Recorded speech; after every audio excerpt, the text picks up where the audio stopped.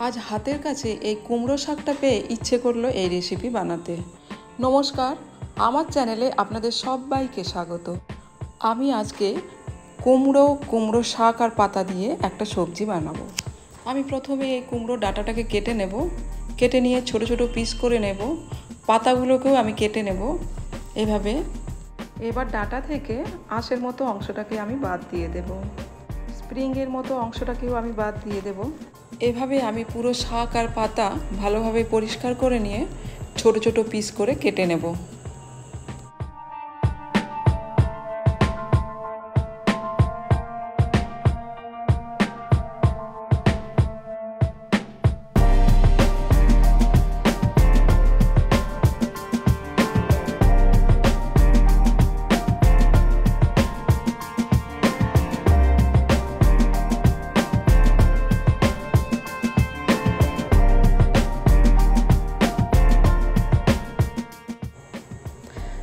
3-4 বার আমি এটা ভালোভাবে জল দিয়ে ধুয়ে পরিষ্কার করে ছেঁকে নিয়েছি।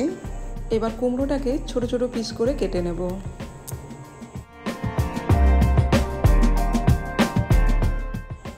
কুমড়োটাকে আমি ছোট ছোট পিস করে কাটার আগে ভালোভাবে ধুয়ে নিয়েছিলাম। এবার একটা আলুকে ভালোভাবে ধুয়ে নিয়ে আমি খোসা ছাড়িয়ে ছোট ছোট পিস করে কেটে নেব। সবজি আমি আদা দিয়ে বানাবো, তাই আদাটাকে ভালোভাবে ধুয়ে নিয়ে আমি একটা স্ক্র্যাপারের সাহায্যে গ্রেট করে নিয়েছি। এবার শাকে দেবার জন্য আমি কিছুটা নারকেল নিয়ে নিয়েছি। নারকেলটাকে নিয়ে আমি ছোট ছোট পিস করে কেটে নেব।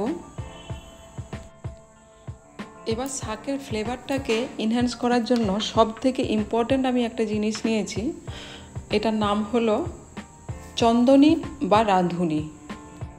আমি এই রাঁধুনিটাকে শুকনো কড়াইয়ের মধ্যে দিয়ে একবার রোস্ট করে নেব, তারপর এটাকে গুঁড়ো করে নেব।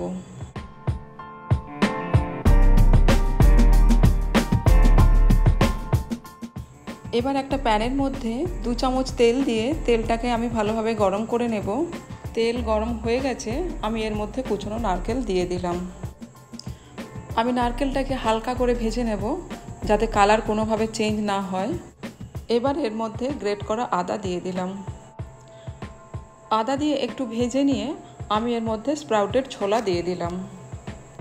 এবার এর মধ্যে আমি দিয়ে দেব 1/2 চামচ হলুদের গুঁড়ো, 1/2 চামচ ধনে গুঁড়ো, 1/2 চামচ লঙ্কা গুঁড়ো, 1/2 চামচ জিরে গুঁড়ো। তারপর ভালোভাবে নেড়ে চেড়ে নিয়ে আমি এর মধ্যে ডাঁটা আর শাক দিয়ে দিলাম। শাকটাকে একটু নেড়ে চেড়ে ভেজে নেওয়ার পর এর মধ্যে আমি পিস করা কুমড়ো দিয়ে দিলাম।